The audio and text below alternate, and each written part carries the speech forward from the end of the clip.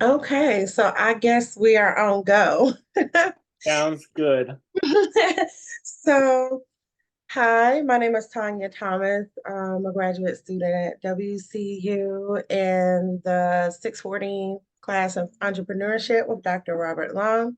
And today I'm here interviewing Shawn Smallwood, the professional student. And so we're just going to jump right in. And Shawn, why don't you tell us a bit about yourself and kind of why you're taking this course and how you plan to use those things to mix together for the better? Yeah, absolutely. So, as y'all know, I'm a Army veteran. So, I did that for 12 years. And when I was in the military, I did food service as well as jump out of airplanes, but not at the same time. Um, I ended up leaving after 12 years. I had some injuries that led to surgeries.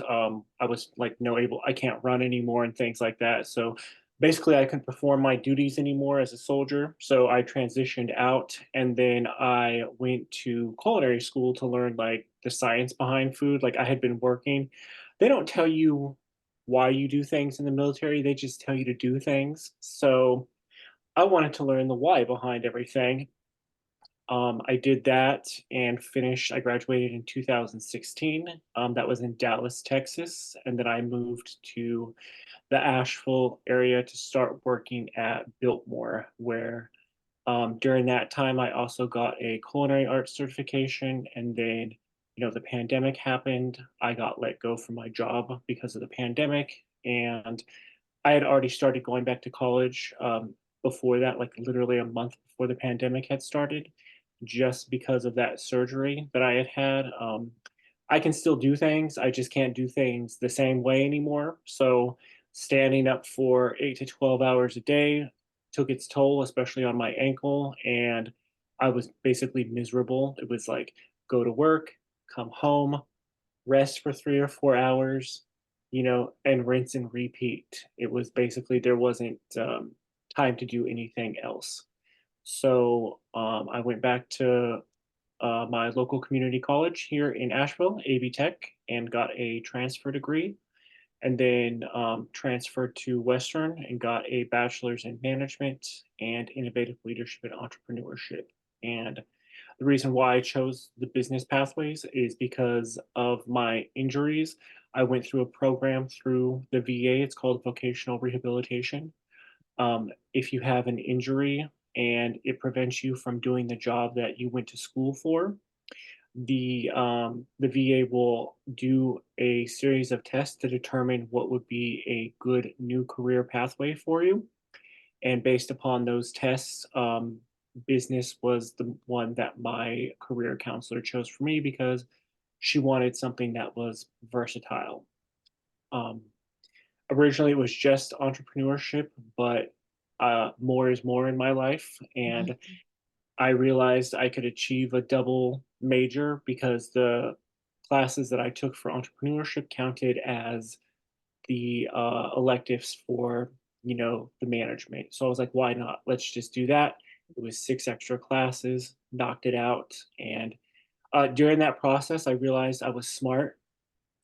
That sounds funny to say, but I've never been a school person. I barely graduated high school. I didn't have the attention span for it, and my home environment just was not ideal to allow for successful studying. I left my home when I was 16 and then uh, moved on to a better situation and just kind of have been going forward since then. And so for me, pursuing a master's degree is just about, it's for myself. It's to continue to prove to myself like I can continue to grow, I can continue to learn and excel at this because I finally am starting. Like I didn't really start believing in myself, like that I was actually had the knowledge to pursue higher education beyond an associate degree. So that's one thing I'm really grateful about through this journey and through this experience is because I'm like it has been such a confidence booster as I've talked about with Zane and Coral in the discussion boards this term. So my plan with the degree is just wherever it takes me. Um, I start a summer internship on Monday, and that's working for a local company here called Mountain West Partnerships that works with the North Carolina Department of Economic Development. So a lot of what they do is they help small business owners align with the resources that they need or network with the people that they need to know to allow their vision to happen for their business. Or if there are small business owners that are relocating from another state in state, they help them set up production facilities, warehouses, or connect them with those resources, as well as residential development, housing initiatives, and commercial land initiatives, working within the seven counties surrounding, like Jackson County is where Western is, and then I'm in Buncombe County, and then the other surrounding counties that I'm not familiar with. So, but That I'm sure I will learn. yes, that sounds very interesting. It sounds almost like a division that I had worked for through the pandemic. Awesome. And they did a lot with helping small businesses get off the ground and kind of housing initiatives and building structures, that type of thing. The bad thing is that as soon as the pandemic was over and they ran out of those nice pandemic funds that came through, so was the job. So Right. yeah, but you said a lot of interesting things. You never would have thought that you were one to struggle with education or that it was not something that you enjoyed. I could never tell that from any of your posts or any of the work that you provided to the class. I mean, the professional student, it seems as though you've taken on that name and certainly fulfilled and lived up to that name within the class. I never would have suspected, that. I actually looked to a lot of your posts for um, inspiration on how to complete an assignment or for deeper insight. And so that was just a wow moment for me, sometimes you just never know the struggle someone um, endures to get to the place that they are now. Yeah, Um, part of it for me was during my second associate's degree to transfer to Western. mhm, Is I got to a point where I felt like I was very, very stuck, and I felt like I had hit a wall, and it forced me to go back and reanalyze myself. And by seeking professional mental help, I was actually diagnosed with ADHD as an adult, mhm, and then I was able to get put on a treatment plan for that ADHD, and that was a huge key, a huge piece of the puzzle in order for me to enable myself to move forward. Um, I I come across how you described on my post, but those sometimes those posts take me 6 or 7 hours to complete throughout the process because I will get to a point, and then if I get stuck, I have to walk away, and then I will come back when it starts to come to me. But with the ADHD, I also have the ability to hyper focus if I really get into the zone on what I'm doing, which does allow me to knock out a significant amount of work very, very quickly. Like, for example, in this class right now with the financial assumptions worksheet and the spreadsheet, that is something that I've had practice with because it was in an undergraduate course at Western. It was introduced, it wasn't as in detail as we're going right now. mhm, So having, you know, been familiar with that, I was able to knock out the first three workbooks in one day. So that's one part of it. While I was listening to the instructional videos with my fidget spinner, mhm. Wow. so I can keep my attention. Uh-huh. Well, Yeah. I have some experience with that as well, having children that were diagnosed with ADHD. I certainly can share my sentiments on how that can be challenging at times, keeping the focus, and then once you're really focused on something, the hyper focus component that goes along with that as well. Yep. Um, Also, what I found very similar was some of the Army experiences, and I wanted to ask you about that. My father was in the Army, and he's a veteran. He was a paratrooper, and Oh, so okay, awesome. yeah, and so he doesn't. He retired because he hurt his knee, and he's still having a series of knee replacements instead of trying to get a total knee replacement. Right. And so I can also share the sentiments on how that can work and be painful and the challenges that people have to go through and just trying to keep some type of quality of life. Hmm. Once you went to culinary school, did you continue to work for the Army for a little bit and maybe work in the mess halls at all in any capacity? Because I heard a lot of wild stories about, the mess hall, and I just wondered how, if you did, how y'all prepared all that food, so quickly. So I had the pleasure of working in many different sized buildings. The first duty station that I went to was a special forces group in Fort Lewis, Washington.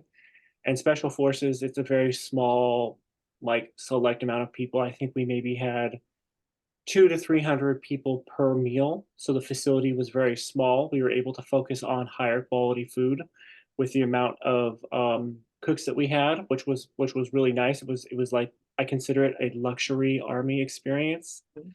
Um, and then I was there for 4.5 years. I ended up getting there just because I was airborne. And they have the Green Berets, they have the Special Forces, they have their jobs and their tasks that they do, but then there's also support personnel, cooks, mechanics, supply people, and whatnot that come in and they attach themselves to those special forces teams to help make their mission possible. So, like when I deployed, I got assigned to a 12-man team where I was out at a base on my own in the middle of nowhere running all of the dining operations for them as well as whatever else needed done. Because while they were out doing their thing, I kind of got stuck running the base and making sure that everything was going the way it was supposed to be going because it was so small. There was only like 15 people there, if that. Um, Wow. and then I went to Italy after that, which was much larger, where we had thousands of people. Hmm. And at that dining facility, we worked with civilians. So there was civilians and military people that worked jointly together. And then when we deployed, the civilians took over the facility. And then when we came back, we reintegrated back in. So there's a lot of people that work to help make that happen, and there's a lot of very large equipment that we use. Mm. Nothing is small, and you just kind of get into the habit. Like if you are assigned to a section, they break it up. They have like the meats, which is your proteins, starches, and vegetables. It could be the outside line, which is like the salad bar area.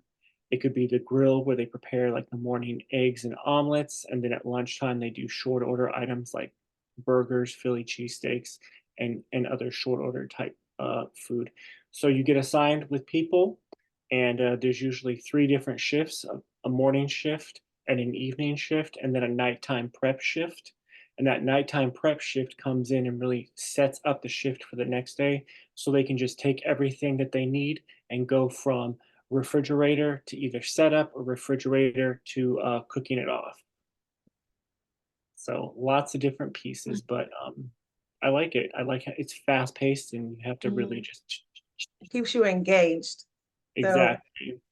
is that where you learned how to make all the pastries on your YouTube channel? Was over in Italy?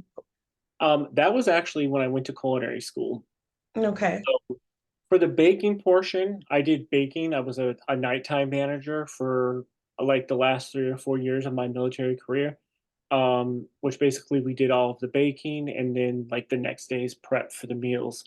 And a lot of the stuff in the military was box mixes. I'm not even gonna lie.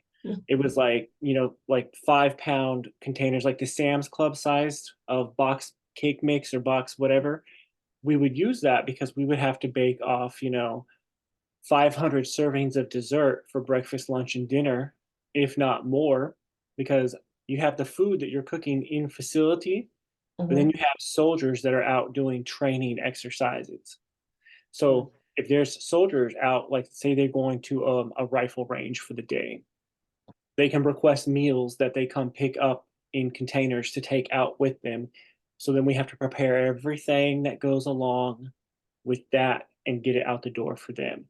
So lots of moving parts and pieces, lots of box cake mix.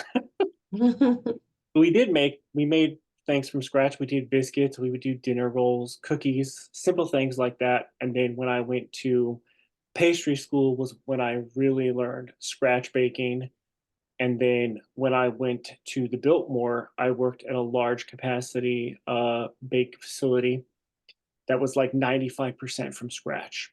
So everything that we did there is really what I took in to make mass quantity items from scratch. Like during the holiday season, I would make about 50 cheesecakes a day. So with like, Wow. so That's a lot. it is, I'm but trying to get through with making 2 to 3 during the holiday. Bake think 50. about, um, sorry, I didn't mean to cut you off. Go ahead. Oh, no, I was just chiming in a little comment. I was gonna say it's like an assembly line style. Think about it in that perspective. So like I have my table, I'm gonna set up all of my cheesecake pans. Then I'm gonna come along and I'm gonna put all the crust in them and prepare the crust, bake off the crust. While the crust is baking off, then I can come along and start making my cheesecake batter mix.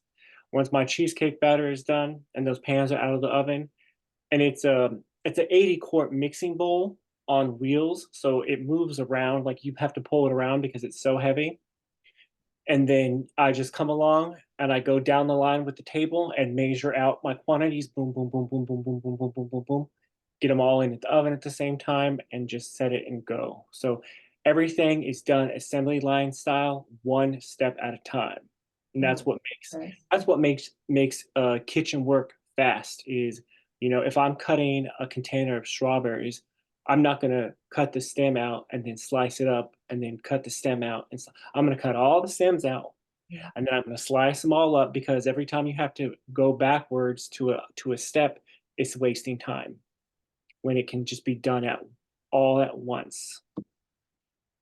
Well, those are some good tips to consider, especially if I'm thinking about, ghost kitchen ventures and things like that. It's probably might behoove me to pick up some of those great time saving tips.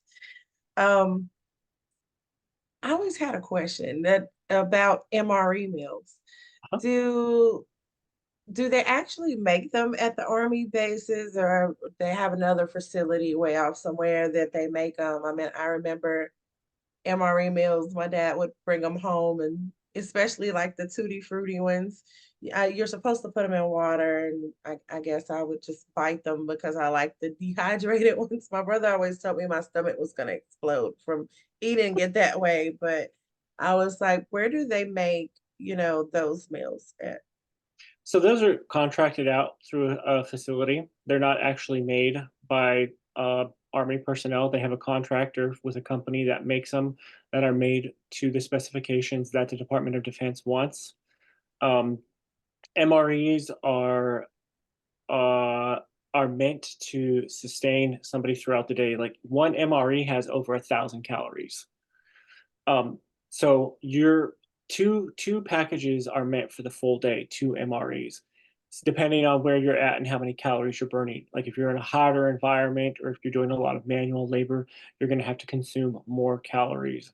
So they're manufactured by a company, and then we order them. One case of MREs has 12, and they average about $57 a case. Mm. So my last deployment in Afghanistan, I had about 120 to 130 people on base. I had myself as the manager, and then I had two soldiers, and we did breakfast, lunch, and dinner every single day. So that's preparing over 300 meals a day. So on average, I would spend anywhere from 15 to $20,000 a week on food because we're talking beverages, fruits, frozen food, fresh food, snacks, everything, all the water. Because like I couldn't cook with water out of a tap in Afghanistan. I had to buy pallets and pallets and pallets of like the big jugs of water, and I would take a knife and just slice the top off of them, and I would have to dump them in my cooking pot to use that water because the water in Afghanistan is contaminated. Um, Wow. so I had to use that to wash dishes too. My dishwater was bottled water. So I had metal sinks that I would have to fill up, and then I had heating elements underneath those sinks that were ran off of jet fuel. They got up to 800 degrees, so I could boil the water in my sinks and get it hot enough to get the grease off the dishes and wash the dishes and sanitize them in bleach. I had to treat the operations just as strict as if I was in a stateside facility and I was cooking in an open tent. So imagine the challenges with dust and flies and bugs. And then, a helicopter comes in and the health inspector's getting off of it. We had health inspectors. Wow. So, I'm yes, sure ma'am. there are some great stories. I could probably just carry on a series of interviews, just asking different questions about your army experience alone. I guess I had my little Minnie Mouse experience of that going through junior ROTC, and they let us go in helicopters and build rafts with ponchos and different things. And but I'm assuming that your experience was like way out here. I And to think go I think ahead. that's probably the same for everybody, based upon their job and what they do. What I experience isn't the same as, an infantry guy. The infantry folks are out there, they're working, they're sweating, they're out on missions, they're not showering every day. They have a lot more uh, challenging conditions than, let's say, a person like me who's in charge of running operations on within a base, who's not necessarily going outside and doing missions and having to take care of all of that. But there's trade-offs for all of that. See, I worked 18-hour days every day. I was awake at 6 a.m. and I was in bed probably by 11 or 12 o'clock, sometimes later, because I had to attend these nightly meetings because I was the person in charge. Even though these meetings had nothing to do with me, they were everything. They were these folks going out and doing this. I'm like, why am I here? Like, Mhm. but that's just the military. Like, if we're gonna be here, y'all are gonna be here and suffer. So Mhm. but it just made me work twice as hard because I'm the one providing the morale for those soldiers, the motivation, and making sure that they have everything that they need from a nutritional standpoint to go and complete their missions. Because when they're going out on the wire, they're living off of MREs. So sometimes if they were coming back at 4 o'clock in the morning, I was up at 2 o'clock in the morning making hard boiled eggs and other things easy that they could go so they could at least have some hot food to put into their stomach and then go take a shower and rest and do whatever after wearing 50 plus pounds of body armor for days on it, days out. So Wow. Well, that's an incredible job. That was a good way to give back to the people that were out in the field. And so you're taking this class, and so you went to Biltmore, been to the Biltmore House before, and so you worked in the kitchen there and I the work restaurant portion that they had. so they have a lot of different venues. They have like dining facilities, like dining venues with actual restaurants where people can just go and have a sit down meal. I worked at a large banquet style facility. I was in one department, but I handled pastries for five different operations. There was the building where I worked at. Then there was another building across the street that had a banquet hall where they primarily did like business events, business dinners, private lunches, and then weddings. We also had weddings where I worked at, as well as private events. A lot of that, it was a buffet style, so folks could come in on the weekend and enjoy a buffet. And during the holiday season, or if there was a special event going on, the buffet would be open 7 days a week. So that's a lot of food to prepare when you have a bus full of senior citizens coming from the local retirement community. They're hungry. Um, Yeah. and then they built another venue right next to that one. It was a ballroom called Amherst at Deer Park. And then there was the Biltmore Catering Company, where there was catering trucks that could go off-site to private events to prepare and deliver food. And then there was another venue at the house. You have the house, and then up on the house, way far back, there's this top of a hill, and it's called Diana. It's actually a wedding venue where people can get married or have an event, and they have a view looking down onto the front lawn of the entire Biltmore estate. Oh, wow. So those were booked at the same time. Sometimes all five venues would be booked, and there would be five weddings going on at one time. So yes, exactly, exactly, exactly. That's the only time it was worth working, when you get that overtime money. So Well, it's like that's a lot of food and catering going on, and and weddings are very sensitive because everything has to be perfect, of course. it does, and So, those cakes. The way, there was a team of it. There was about 8 or 9 of us, and we tackled them all together. One person is baking the cakes. One person has to make 80 quarts of buttercream. Another person has to make the fillings to go into the cakes. And then another person, once those cakes are cooled, then they have to slice them into their layers and fill them. Because the way I was taught at Biltmore, the way that we did it, our cakes, some folks, when they make their wedding cakes, their layers are like, they look like they could assemble a house with it, like a brick. Um, I like layers of cake about this thick, and I like filling to be almost as equal, so you have a good ratio of filling to cake. Because too much cake, it's like you're like, where's the milk at? I can't with all this cake. You got to have that filling in there. uh-huh. And so it's a lot. Each tier ended up being about 5 layers high and probably about 4.5, 5 inches tall. And sometimes they were 16-inch rounds, 14, 12, you know, taking 3 people to move it. So yeah, lots of fun moving Yeah. pieces. There was always a start time on the work schedule, but there was never an end time. It was, you can go home when the job is done. And there was really, like I said, there's no work life balance when you are working like that. But I think that's not just my specific case. I think that's food service in general. A restaurant can have a closing time, but you're not closed until the last table gets up and leaves. Mhm. A good restaurant owner is not going to usher their guests out. So Right, right. So do you think end of the line, well, you said you don't really want to have to stand for long periods of time. But do you think that you'll end up doing anything with food after learning this class, or maybe you'll try to stick in like management pieces of like work now at this point? Do you see any future there? I will always be working in food in some capacity. Like even now, like I still take orders and make cakes from home, given my schedule. In fact, I have to, thank you for reminding me, Sean. I have to do that today.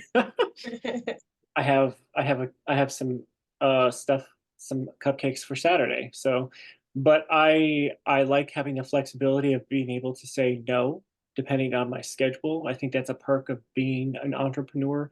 You Mhm, can you can take on what your schedule allows and not have to stress yourself out. But for me, like if I have enough advance time for my cake orders, I can prepare a lot of things in advance, and that way I can just come and assemble a secret. Like when I worked in Biltmore, we were doing mass production.